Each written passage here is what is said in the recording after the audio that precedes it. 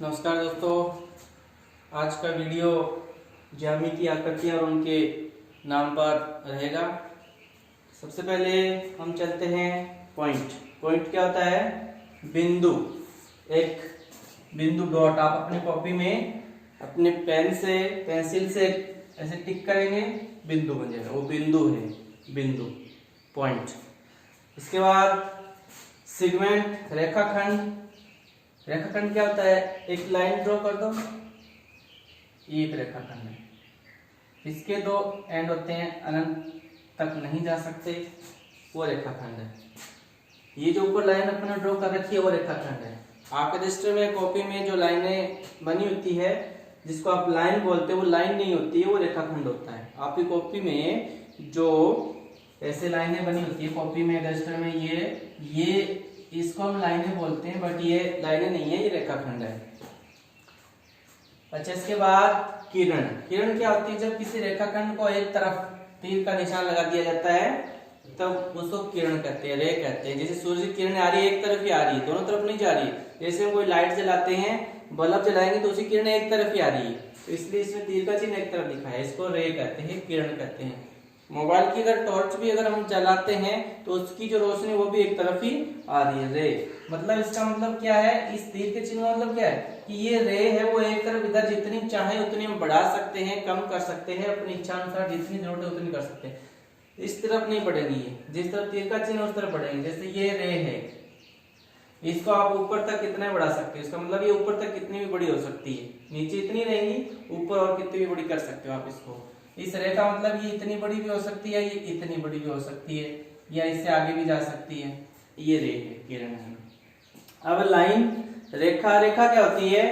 रेखा के दोनों तरफ हम तीर का चिन्ह लगा देते हैं तो वो रेखा बन जाएंगी। कोई रेखाखंड है, उसके दोनों तरफ तीर का चिन्ह लगा दो, इसका मतलब क्या है कि ये जो रेखाखंड है इसके दोनों तरफ तीर का चिन्ह लगती है, दोनों तरफ अनंत दूरी तक बढ़ सकता है, जितना चाहे हम इसको बढ़ा सकते हैं, छोटा कर सकते हैं। ये भी सेम दूरी, इसकी लंबाई दोनों की क्या है? सेम है। इन दोनों की लंबाई सेम है। क्यों? क्योंकि इसको इसके बराबर करना है तो हम इन तीर को चिन्ह को दोनों तरफ बढ़ा देंगे, और इसको छोटा करना है तो तीर को चिन्ह को वापस कम कर लेंगे। तो ये सेम चीज होती है दोनों तरफ, ठीक है। अच्छा, इसके बाद एंगल। जब दो किरणें आपस में मिलती है और उनका एक उपनिष्ठ बिंदु आपस में टच होता है, ये किरण है, एक किरण है, ये देखो आप यहां से, और ये दूसरी किरण, दोनों का एक सिरा, उपनिष्ठ सिरा दोनों में क्या हो गया? मिल गया, तो इसको क्या कहते हैं? एंगल, कोण। एक्यूट एंगल, न्यून कोण, जिसका मान 90 डिग्री से कम हो, न्यून कोण है। इसके बाद ट्रायंगल, त्रिभुज। त्रिभुज तीन भुजाओं से घिरी हुई बंद आकृति को क्या कहते हैं? त्रिभुज कहते हैं। त्रिभुज की परिभाषा क्या है? आगे हम त्रिभुज के प्रकार पढ़ेंगे, उसमें त्रिभुज की परिभाषा लिखेंगे। यहाँ पे तो आप इसकी शेप है वो समझो क्या होती है, कि ऐसी आकृति जो तीन भुजाओं से घिरी हुई है और बंद है, तो तीन भुजाओं से घिरी हुई बंद आकृति को त्रिभुज कहते हैं। त्रिभुज में तीन भुजाएं होती है, साथ साथ में तीन कोण होते हैं। कौन कौन से? 1, 2 और 3। तीन भुजाएं, तीन कोण और तीन शीर्ष होते हैं। एक ये शीर्ष, एक ये और ये, तीन शीर्ष होते हैं त्रिभुज में। ट्रायंगल। इसके बाद स्क्वायर, वर्ग। जैसे तीन भुजाओं से घिरी बंद आकृति को त्रिभुज कहते हैं, वैसे हम कह सकते हैं चार भुजाओं से घिरी हुई बंद आकृति को चतुर्भुज कहते हैं। चार भुजाओं से घिरी बंद आकृति को चतुर्भुज। लेकिन ऐसा चतुर्भुज जिसके चारों भुजाएं बराबर हो और प्रत्येक कोण 90 डिग्री हो, प्रत्येक कोण 90 डिग्री हो, उसको कहते हैं स्क्वायर, वर्ग। चारों भुजाएं बराबर हो, प्रत्येक कोण 90 डिग्री हो, और इसके जो विकर्ण है, ये विकर्ण 1 और 2 विकर्ण होते हैं। इसके दोनों विकर्ण बराबर लंबाई के होते हैं, और 90 डिग्री के कोण पे दोनों विकर्ण इसको काटते हैं। 90 डिग्री के एंगल पे दोनों विकर्ण एक दूसरे को काट रहे हैं, तो ये वर्ग की परिभाषा है। समझ में आया? चार भुजाओं से घिरी हुई बंद आकृति को चतुर्भुज कहते हैं, और ऐसा चतुर्भुज जिसकी चारों भुजाएं बराबर हो, प्रत्येक कोण 90 डिग्री हो, उसे वर्ग कहते हैं। और वर्ग के जो दोनों विकर्ण वो 90 डिग्री कोण पे एक दूसरे को काटते हैं। और दोनों विकर्ण बराबर माप के होते हैं। इसके बाद आयत, आयत भी एक तरह से चतुर्भुज है। तो ऐसा चतुर्भुज जिसमें आमने सामने की भुजाएं बराबर हो, ऐसा चतुर्भुज जिसमें आमने सामने की भुजाएं बराबर हो, ये भुजा और ये भुजा आमने सामने दोनों बराबर है, इसमें भी इसमें दोनों भुजाएं बराबर है। तो ऐसा चतुर्भुज जिसमें आमने सामने की भुजाएं बराबर हो उसे क्या कहते हैं, आयत कहते हैं, रेक्टेंगल कहते हैं। और इसमें भी प्रत्येक कोण 90 डिग्री का होता है, प्रत्येक कोण 90 डिग्री। तो दोनों में फर्क क्या हुआ, इसके विकर्ण दोनों विकर्ण बराबर है, इसके विकर्ण भी दोनों बराबर ही होंगे, बट फर्क ये है कि इसके विकर्ण 90 डिग्री पे काट रहे हैं दोनों को, इसके विकर्ण 90 डिग्री पे नहीं काटेंगे, ये इसमें फर्क है। दूसरा फर्क क्या है, वर्ग की चारों भुजाएं बराबर होती है जबकि आयत में चारों भुजाएं बराबर नहीं होती, आमने सामने की भुजाएं बराबर होती है। अच्छा, इसमें दोनों में एक बात आपको क्या समझ में आ रही है कि प्रत्येक वर्ग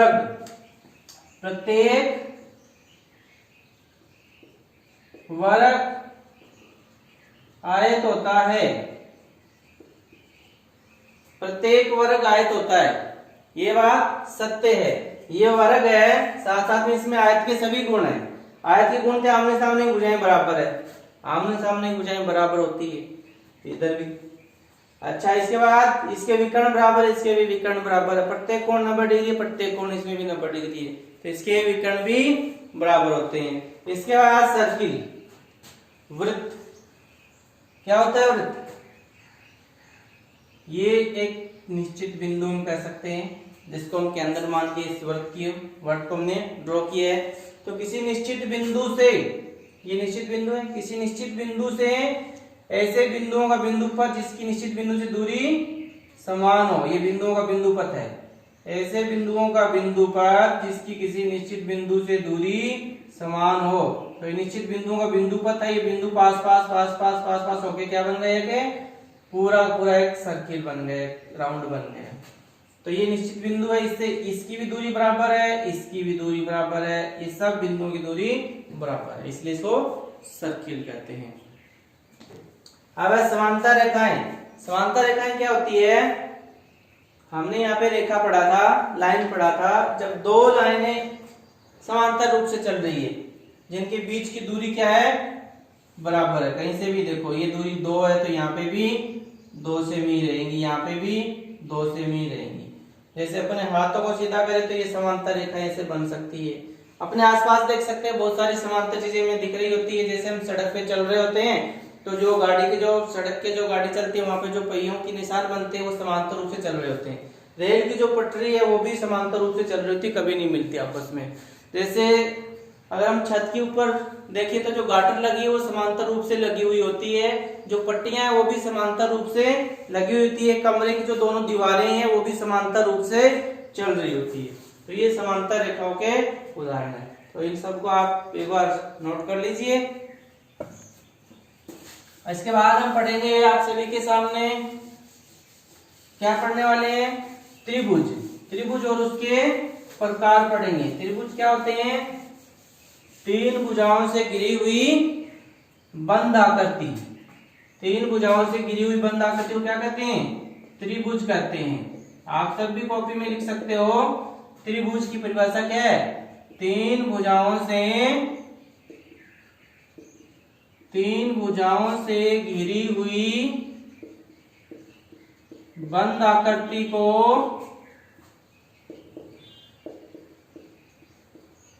त्रिभुज कहते हैं।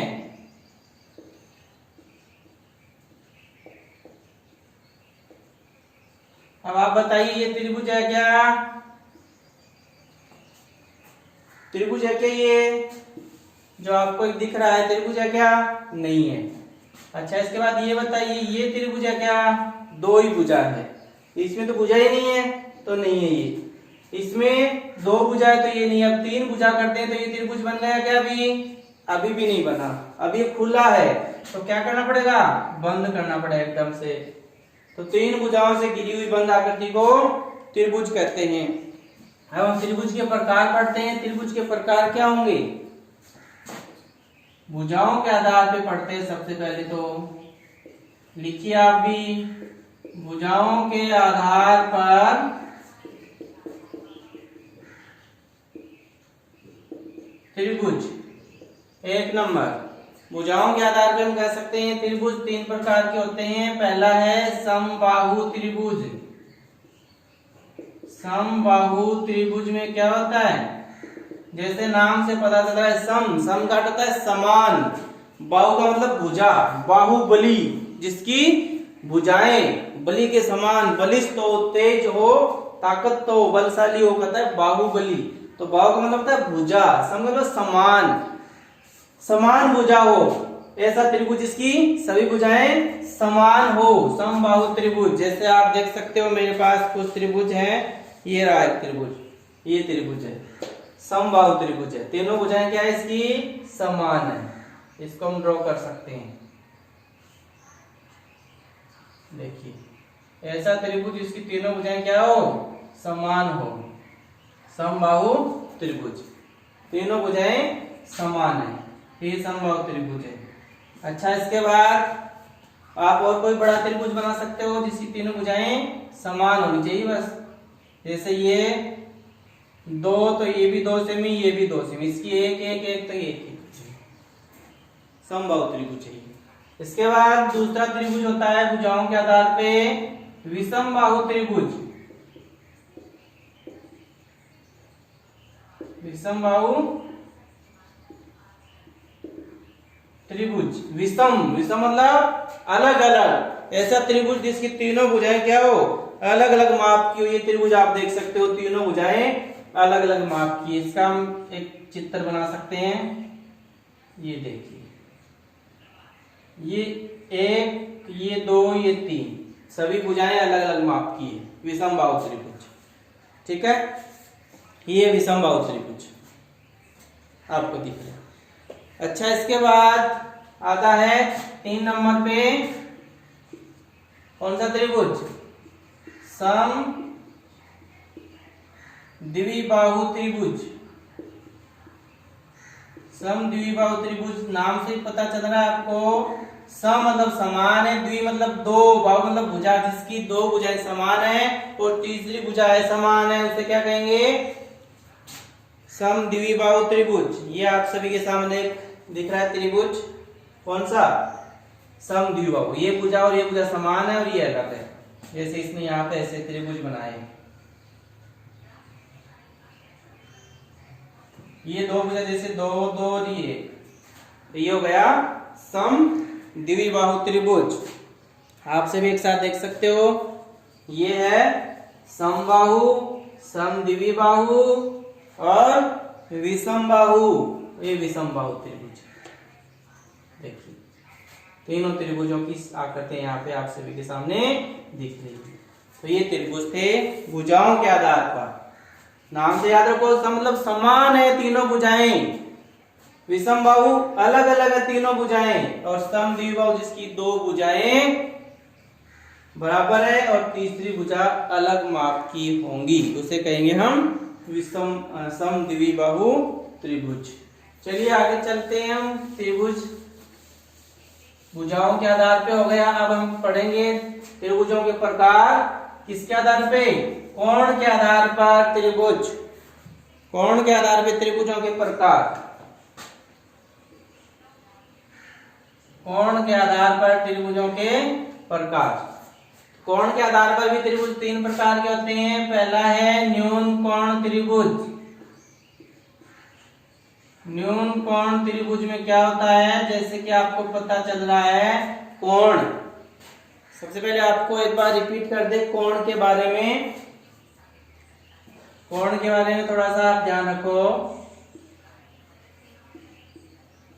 न्यून कोण का मान कितना होता है, 0 डिग्री से 90 डिग्री के बीच में, ऐसा कोण जिसका मान 0 से 90 डिग्री बीच में हो, या सीधा हम कह सकते हैं 90 डिग्री से कम, 90 डिग्री से कम, ऐसा कोण जिसका मान 90 डिग्री से कम हो उसको हम न्यून कोण कहेंगे।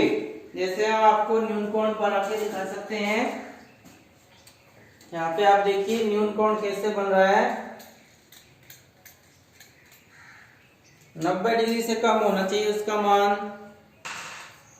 ये आपको आपके सामने कोण बन रहा है, ये न्यून कोण बन रहा है यहाँ। ठीक है, इसका हम माप मान देख सकते हैं, माप के देख सकते हैं यहाँ पे इसे लगा के एंगल से, और इसका मान हम ज्ञात कर सकते हैं। ये अपने पास चांदा है, इसे देख सकते हैं कि 90 डिग्री से कम है या फिर ज्यादा है। तो ये 90 डिग्री से कम ही आपको दिख रहा है, 90 डिग्री का एंगल तो सीधा ऐसे बनता है, ये 90 डिग्री का कोण है। ठीक है, तो न्यून कोण जो 90 डिग्री से कम हो, उसके बाद समकोण। समकोण क्या होता है? 90 डिग्री के कोण को समकोण कहते हैं। अधिक कोण 3 नंबर,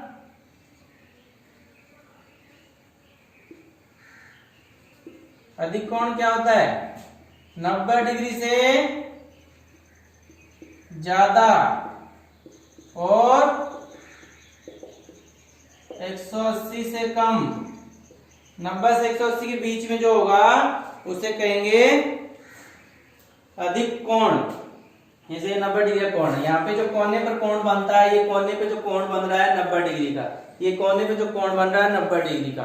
जैसे यहाँ पे हम बना सकते हैं ये 90 डिग्री का, एकदम सीधा होना चाहिए, दो रेखाएं एकदम सीधी पैरेलल, ये 90 डिग्री का एंगल बनता है। इसको हम माप के देख सकते हैं 90 डिग्री का, तो ये समकोण है। 90 डिग्री से कम हो गया, कम हो गया ये, इस यहाँ पे जो सबसे पहली जो लाइन थी इसकी तरफ आ गया, कम हो गया तो न्यून कोण हो गया।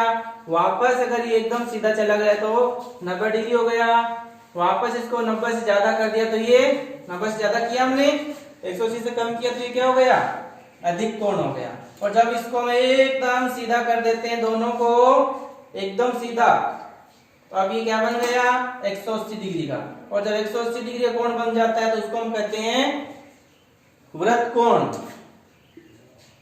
जो क्या होता है 180 से 360 डिग्री के बीच का कोण होता है, उसको कहते हैं वृत्त कोण।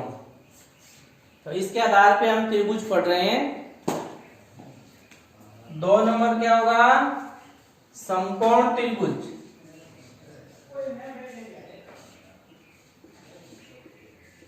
समकोण त्रिभुज क्या होगा? ऐसा त्रिभुज जिसमें एक कोण समकोण हो। हमने यहाँ पे न्यून कोण के बारे में ये देखा था कि जिसके तीनों कोण न्यून हो, 90 से कम हो। जैसे यहाँ पे यहाँ देख सकते हैं हम 60, ये भी 60 डिग्री, ये भी 60 डिग्री, तीनों एंगल 60-60 डिग्री के हैं, तो इसको हम कह सकते हैं न्यून कोण त्रिभुज। 60 से और भी इसके मान अलग अलग हो सकते हैं, बस 90 से कम होना चाहिए। इसके बाद समकोण त्रिभुज में एक ऐसा त्रिभुज होगा जिसमें एक कोण 90 डिग्री का बनेगा और दो कोण बचते हैं, वो किसी भी माप के हो सकते हैं। फॉर एग्जांपल ये यहाँ पे 30 डिग्री का और ये 60 डिग्री का, तो 90 ये हो गया, 60 और 30 90 ये हो गया, तो पुनः तीनों कोणों का योग 180 डिग्री हो गया। आपको ध्यान रखना है त्रिभुज के तीनों कोणों का योग 180 डिग्री होता है। चाहे कैसा भी त्रिभुज है, अगर हम उनके तीनों कोणों को जोड़ के देखते हैं तो उनका मान 180 डिग्री होता है। इसमें हम देख सकते हैं आप सभी के सामने हमारे पास समकोण त्रिभुज भी है। ये देखो, इस कोण पे मान है तो 90 डिग्री आना चाहिए। ये देखो कोण का मान समान है, ये समकोण त्रिभुज है। ये यहाँ से 90 डिग्री का बन रहा है। इसके बाद ये न्यून कोण है, तीनों कोण इसके क्या है 90 डिग्री से कम के हैं। और इसके बाद आता है अधिक कोण त्रिभुज, 3 नंबर है अधिक कोण त्रिभुज।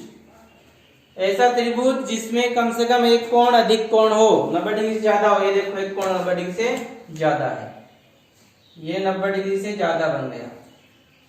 एक कोण हो सकता है 90 डिग्री से ज्यादा, दो तो हो ही नहीं सकते।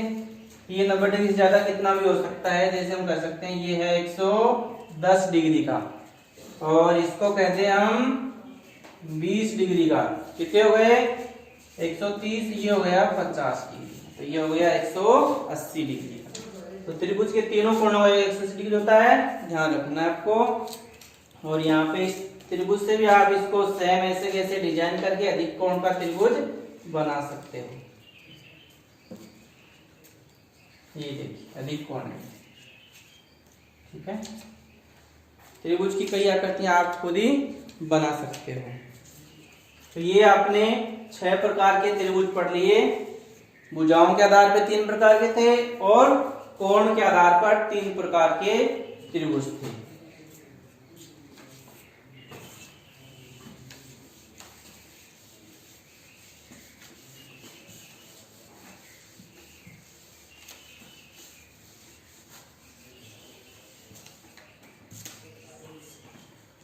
आज का होमवर्क रहेगा, लिख लीजिए सभी।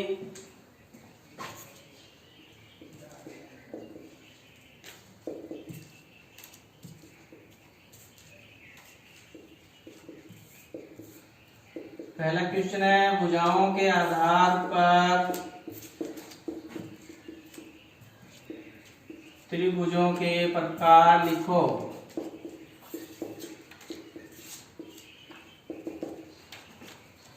भुजाओं के आधार पर इसमें आपको बताना है। पहला ये रहेगा कि आपको भुजाएं दे रखी है 3, 4, 5 बताना है कौन सा त्रिभुज है, उसकी परिभाषा भी साथ में लिखनी होगी आपको। इसके बाद 2, 2, 2 तीनों भुजाएं दे रखी है। इसके बाद 3 नंबर माप के आपको बना सकते हो आप। 3 नंबर आपकी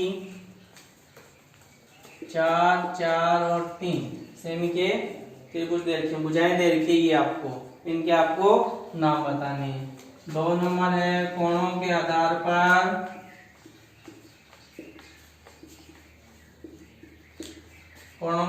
पर त्रिभुजों का वर्गीकरण करो। पहला 7, 7 कौन सा त्रिभुज होगा। दूसरा 90, 90 डिग्री, 40 डिग्री, 50 डिग्री। तीसरा है 100 डिग्री, 20 डिग्री, 60 डिग्री। ये 2 क्वेश्चन आपको करने हैं और सभी प्रकार के त्रिभुज आपको अच्छी तरह से याद भी करने हैं। ओके, गुड लक सभी को।